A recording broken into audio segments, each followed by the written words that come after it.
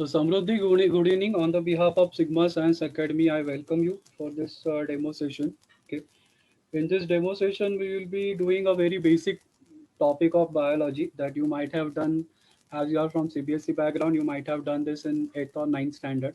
That is related to the five kingdom classification. Okay, but only thing we are going to focus mainly on the first kingdom, that is kingdom Monera, and what exactly the structure of prokaryotic cell, which is very important part while studying the biological sciences or mainly biology. Okay, so let me share the screen with you.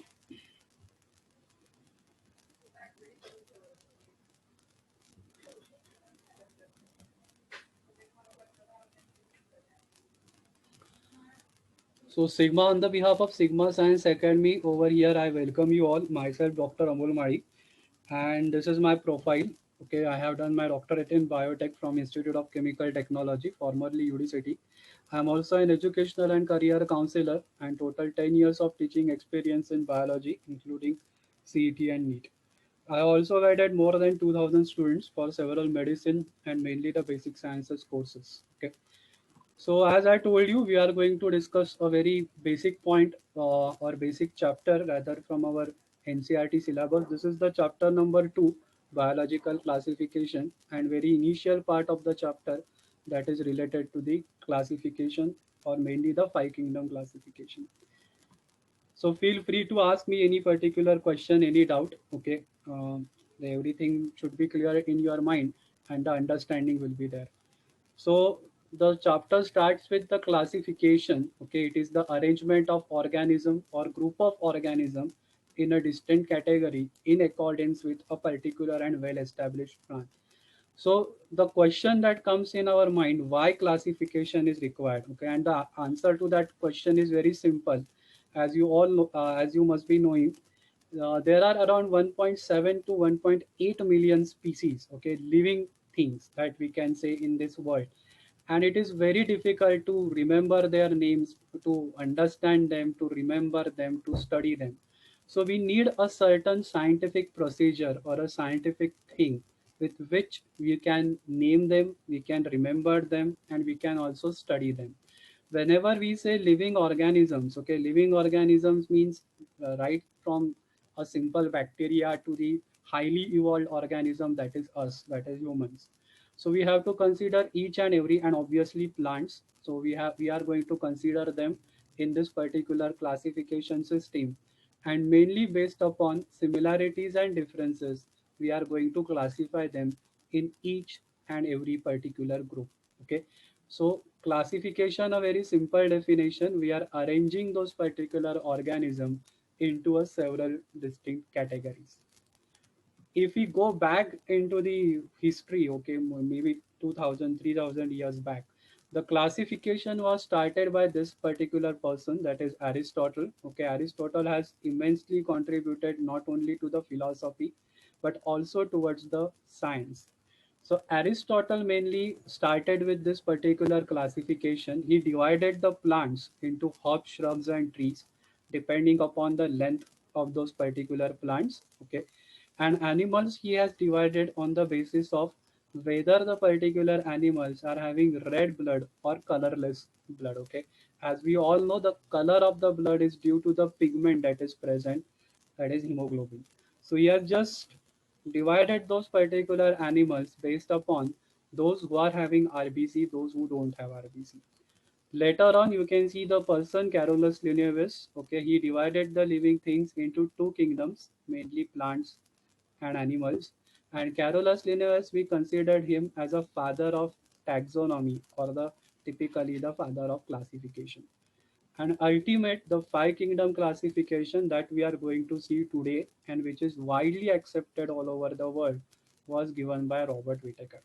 So in your exam, mainly in NEET and other particular competitive exams, okay, they are going to ask you this: who's the father of taxonomy? Who's the father of green revolution? Who's the father of genetics? Okay, these questions will be very common over here regarding biological sciences or mainly the biology. So we are going, as I told you, we are going to focus mainly on contribution by this particular person, that is a Robert Whittaker, who considered the typically five kingdom classification system. So you can see earlier now why there is a need of five kingdom classification system that we have to understood.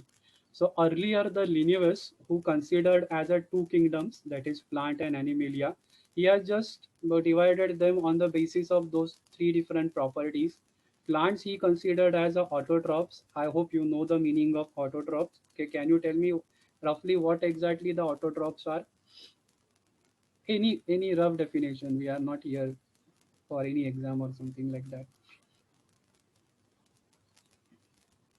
Yes, how you can define that this is autotroph and this is heterotroph?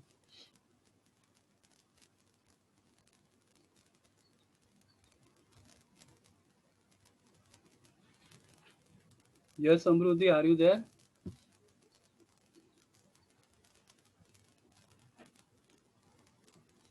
You can put on your mic, no problem, because there is no one other than you, so we can directly talk one to one. Yes, autotrophs, as you have written it correctly. Plants are basically, we are calling it as autotrophs, which can make their own food. And animals, we are calling it as a heterotrophs, which cannot make their own food and they have to depend upon external sources. Can you tell me any other example of autotrophs other than plants? Any other example that is there in your mind other than plants, which we call them that they are autotrophs?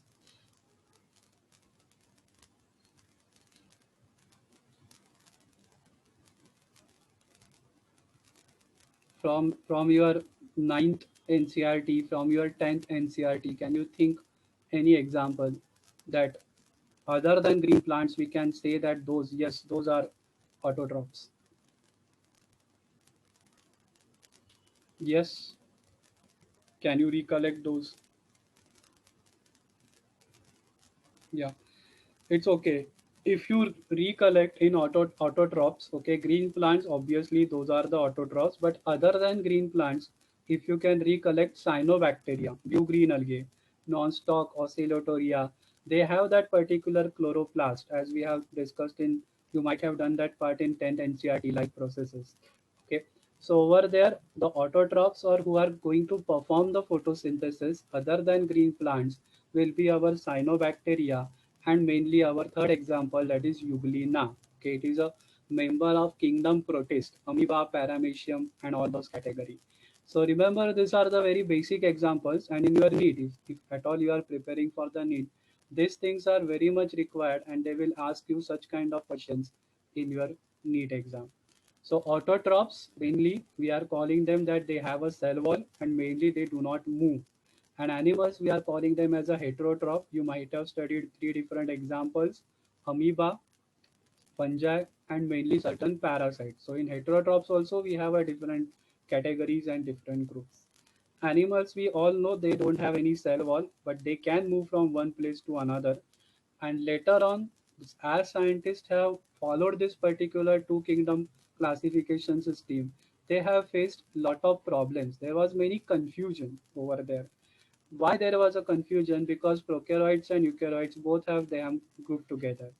Heterotrophs and autotrophs, they were also grouped together. So it is very difficult to differentiate them, to study them, okay, if they are in one group. There is no difference between unicellular and multicellular. Bacteria is also in the same category. Your plants are also in the same category. So there was a big confusion how you differentiate the unicellular with the multicellular ones. And similar organism there were placed along with your higher organism. There is no differentiation over there also. So Haeckel, who suggested the third kingdom to include, that is a protist, and hence your two kingdom system has become three kingdom systems of classification. And we know that protista, they contain all our basic animals starting from amoeba, paramecium, euglena, and other particular protist. But this three kingdom system classification was also not sufficient. Okay, and hence there was a need to introduce totally the two additional kingdoms, and then there was a existence of five kingdom classification system. So in a NEET, there is a prominent, or every year there is a question that what are the criteria of this five kingdom classification that Whitaker has considered. Okay. So you can see those five different criterias or typical on the basis of which the Whitaker has proposed this system. First of all, complexity, whether that particular organism it is belong to prokaryotes or eukaryotes. I hope you know the difference. As the name suggests, remember while studying biological science, your science teacher might have told you this. Look at the meaning. Okay, there is always an hidden meaning over there in the words, because all the letters they are from Greek or Latin origin. So if you understood the Greek meaning or a Latin meaning, it will be very easy for to understand the biology. So over here, how to understand that meaning? Okay, over here you can see pro and karyot. Okay, pro means primitive, a very old kind of a thing, and carry on that comes from nucleus. Okay, so those who are having primitive type of nucleus, those we are calling it as prokaryotes. And eukaryotes, EU stands for true. Okay, those who are having true nucleus, which is present at the center. So depending upon this presence or absence of nucleus, that is the one of the criteria that he has considered. Second, already we have discussed that autotrophs and heterotrophs. Autotrophs, he has put them in one or two different categories, and heterotrophs he has put in another categories or another kingdom. So if you see, there are five kingdoms. Okay, we will come back coming to that particular uh, understanding. But if you see over here, plant, he has kept it totally in a different category. So this is the category of all the autotrophs. While if you see over here, animals, fungi, protists, mainly this is the category or a kingdom of heterotrophs. Okay, there are certain subtypes, but now you can see the entire confusion has been released. There is no absolutely confusion. All the autotrophs you will find over here, with few exception. In Monera also there are certain autotrophs, but majority we have segregated them into that particular kingdom. Therefore, we are saying that five kingdom classification is widely accepted classification method all over the world. Body organization, unicellular and multicellular, mode of reproduction, which is very important if you are going to uh, pursue your career in biological sciences. You should have a very good knowledge of what are the different reproduction modes and what is happening with each and every particular organism, because there are many questions based upon this. Okay, bacteria which has particular reproduction mode, then what is happening with the protist, how they reproduce, how the yeast is going to reproduce. So we have a three modes of reproduction, that is vegetative, sexual, and asexual. Phylogenetic or evolutionary relationship, another major importance in this particular classification. If we have to establish a relationship between the two organisms, for example, there are certain similarities and differences between chimpanzees and us, chimpanzees and humans. We say that we have evolved from those particular chimpanzees or monkeys. So obviously, to study those particular characteristics, similarity and differences, we have this particular science, that is phylogeny or evolutionary relationship. How the organism they have been evolved, very interesting field of biological science, origin and evolution. You might have heard about Darwin and other particular theories. So main objective of over here of phylogeny is to establish the relationship between the two organisms. What are the similarity between fungi and protists? What are the similarity between Monera and protists? That particular study we are calling it as phylogeny. Okay. So as you can see on the screen, the very first primitive organism we are seeing, those are the members of kingdom Monera. Typical example is all your bacteria. Then we have a protist, slightly evolved organisms, and ultimately the highly evolved ones, that is plant, animals, and fungi. So this is the evolutionary tree, okay, that we have to study in each and every particular detail. In our NCRT syllabus, plants and animals, we have a separate chapters, and in this chapter we are going to focus on this particular tree. In this session, I will discuss little bit about this structure of Monera and what are the properties of this kingdom Monera, mainly the bacteria. Okay, so let's go further As you can see in kingdom Monera also we have divided into two categories, sub-kingdom that we can say, Eubacteria and Archaebacteria. Archaebacteria, they are the most primitive, okay, the one or very old or it came in first into existence. And Eubacteria, they will be a true bacteria in which you will see all those particular structures which are there in a prokaryotic cell. Okay. So over here, Kingdom Monera, which is our first kingdom, as you can see over here, the sole members, okay, or the only members of this Monera, they are bacteria, okay. And bacteria, we all know they are present everywhere in the air, in the water, in the soil, everywhere they are. That's why we are calling them as a omnipresent, okay, or you can find them everywhere on this particular earth. Similarly, there is another animal that we are going to study in detail, that is a cockroach, member of your phylum Arthropod. Okay, if you have done that, all those particular things. Cockroach also we are saying it is a omnipresent. Okay, you can find them everywhere. Only thing is we see them during the night. We will not see them during the day. They are very rare. So there are nocturnal animals. So there are certain peculiar characteristics of this particular bacteria or cockroach that we have to study and we have to remember them.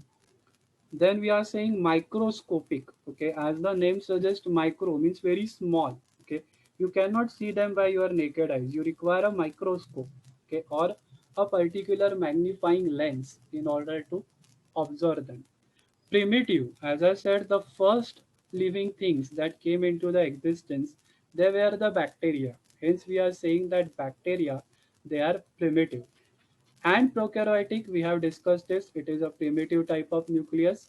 In the center, you won't see a nucleus over here. For example, on screen, you will see a beautiful diagram of a prokaryotic cell or a bacteria. You will not see a nucleus over here. What you will see at the center, there is a chromosome, or we call this as a nucleoid. Nucleus like thing, but it is not a nucleus. So this is the naked DNA. The DNA is not associated with anything. So we call it as a DNA over here, or a mainly a chromosome of a bacterial cell. So this is very important part while studying the kingdom Monera. Remember, they are devoid of nucleus. Okay. And the nucleus, prokaryotic nucleus, or that particular DNA, we are calling it as a nucleoid. Okay. Followed by cell wall, I will discuss those particular properties in detail. But remember, generally bacteria, plants, fungi, and protists, they all will be having a cell wall. Animals, they do not have a cell wall. Okay, so you will not see this particular property in kingdom Animalia, but you will see in all the other living organisms or a kingdom. Okay, we will discuss what that cell wall is consisting of. A very interesting feature and interesting phenomena. There are several examples of bacteria or categories of the bacteria that we have to discuss, and we have to remember few names. They are without cell organelle. For example, over here you can't see any higher organelle as such. For example, endoplasmic reticulum or anything that is centriole, vacuole, nothing. Okay, very simple and or what you can say a beautiful structure of a bacteria or a prokaryotic cell. What they have over here, if you make a list, okay, this is the typical list of organelles that you can see inside. Starting from outer side, okay, you can observe very well the three different layers over here. The one that is in orange, the one that is in yellow, and the one that is slightly in a grayish kind of a thing. So those three layers together we are calling it as a cell envelope. Okay, we will discuss in little bit in detail what are those cell envelope. Then the inner foldings of this particular cell envelope we are calling it as a mesosomes. Then at the center we have a nucleoid, a weave like structure that is called as flagella. The hair like projections we call them as a pili, and the small structure that you can see over here coming out, that is called as a pili. Okay, pilus is single, pili or pili, that is plural. These are the mesosomes that you can see, inner foldings of those particular cell envelope, and these are very important structure in bacteria that is responsible for the replication of the DNA. Okay, I hope you know what is DNA and RNA. Can you tell me the basic difference, DNA and RNA, that comes to your mind? Anything about DNA and RNA, the basic difference.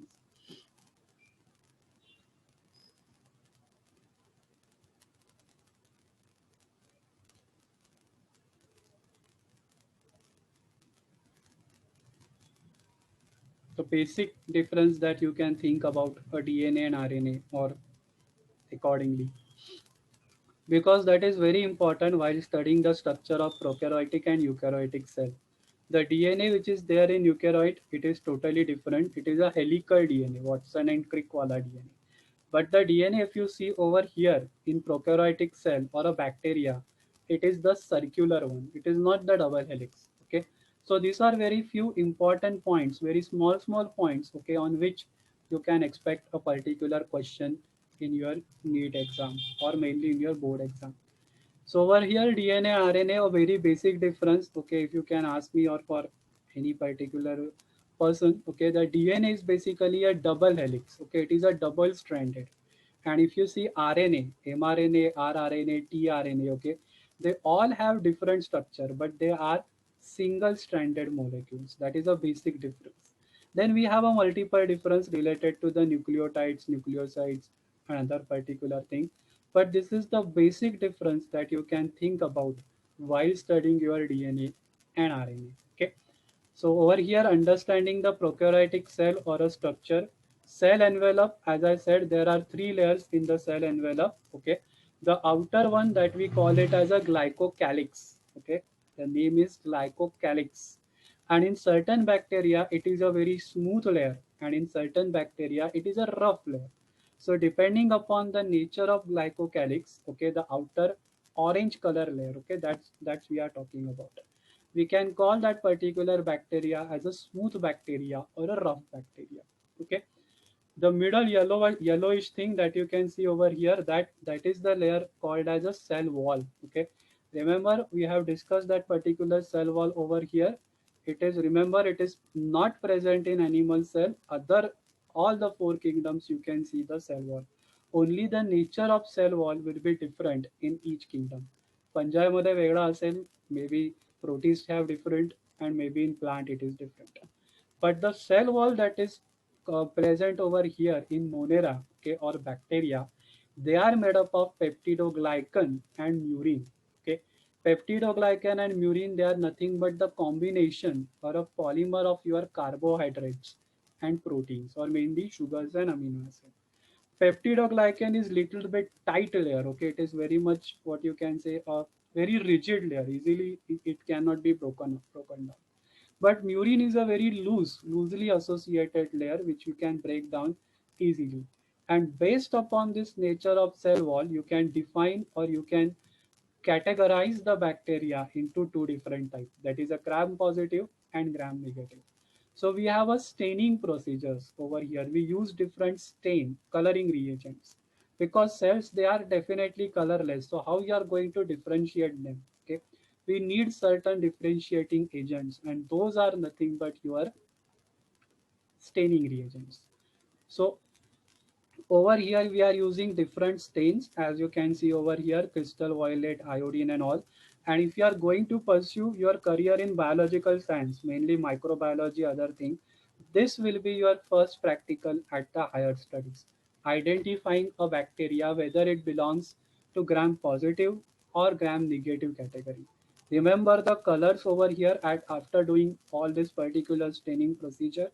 The gram positive, they will retain that particular color because that peptidoglycan is very much rigid. Okay, it is very strong. So you will the those bacteria under the microscope, they will appear as purple. But another gram negative, those who are having murine, okay, they are having very loose associated network, so they lose that particular stain and they will take up another stain, and hence they will appear as pink. Okay, so this is very basic criteria to define or to categorize the bacteria on those particular two things based upon the cell wall. Okay, so very simple question in exam based upon a cell wall composition, how you categorize them. So it will be a gram positive and gram negative. Another classification that you might have studied in school level, okay, depending upon the shape. So if you have a spherical shape, we call them as cocci. If they are a rod shaped, we call them as bacilli. If they are a spiral shaped, we call them as spiralia. And if they are comma shaped, we call them as a vibrio. Okay. But remember, these shapes are of the colonies. Okay. It is not a single bacteria. We cannot observe a single bacteria under our normal microscope, okay, which is there in our lab. We observe them in the form of colonies. Okay. So these are the shape of those colonies, and one colony will contain more than 10 raised to 4 or 10 raised to 5 bacteria in that particular environment. Okay. So very commonly asked question, what are the four different shapes? Or they will give you these shapes and they will tell you to identify which particular shape it is. So starting from cocci, bacilli, spiralia, and ultimately vibrio. Okay. Then we have a categorization based upon different modes of the nutrition. Okay, and bacteria, in bacteria it is a polymorphic mode of nutrition. You can see all the modes of nutrition that are possible with those bacteria. Autotroph, you might have studied that if they are utilizing sunlight as a source, those are photoautotroph, and if they are using any other than sunlight, maybe any sulfate, nitrates, inorganic compounds, those will become chemoautotrophs. Okay, so your thiobacillus, pseudomonas will all that in that particular category. And generally the bacteria, okay, 90% member of the bacteria will be of heterotrophic in nature. Okay, so either they will be a parasitic or they will be a saprophytic. Okay, remember the difference between the two. Generally we call fungi as a saprophytic because they grow on dead and decaying bodies. Okay, so those are the very uncommon mode of nutrition, that is saprophytic. And parasitic, you can take a nutrition from the host or from other particular source. Okay, so in nutrition types or different modes of nutritions are possible with this particular members of kingdom Monera or bacteria. These are the four examples or four categories: Archaebacteria, Eubacteria, Cyanobacteria, and Actinomycetes. As I said, Archaebacteria, they are most primitive one. And remember, they can sustain in any harsh habitat. Okay, it might be a high concentration of salt, it might be a high concentration of acid, it might be a high concentration or high temperature. So this particular bacteria, okay, which sustain in a very extreme conditions, okay, they can live over there. Those are archaebacteria. Remember the example, again a commonly asked question, halophiles, more concentration of NaCl, thermoacidophiles, hot springs, and mainly the methanogens, which are very interesting example. In the cattle, mainly cows, buffaloes, you will see the rumen. Rumen is the part of small intestine. Over there, you can see this particular bacteria which are growing. These are friendly bacteria. Remember, there are not dangerous bacteria. In our intestine also, there are certain friendly bacteria which keeps our gut flora intact. Otherwise, we will face the problem like severe ulcer, ulcerative colitis, and all. Okay. And if you have heard that or if you have seen that particular ad on TV, Yakult, okay, that Yakult is nothing but a suspension of your friendly bacteria, which are keeping your entire gut flora intact. So what are the role of these methanogens? They are responsible for biogas production. So if you have seen, for the raw material for the biogas is a cow dung mainly. Okay. Along with cow dung, we can use multiple plant waste, animal waste, and all. But the main source for this biogas production is the cow dung. Okay, eubacteria, we have already discussed that, a very true bacteria, or all the structures that we have discussed right now in that diagram, it will be there. Okay, they are marine mainly and they are mostly responsible for fixing the nitrogen. Okay, that is a procedure called as nitrogen fixation. Typical example is your non-stop and anabina. Okay, the third example is your chemosynthetic bacteria or the chemoautotrophs, and another one that is a heterotrophic bacteria, which we call it as a decomposers. So over here we are seeing the two sides of the bacteria or those members.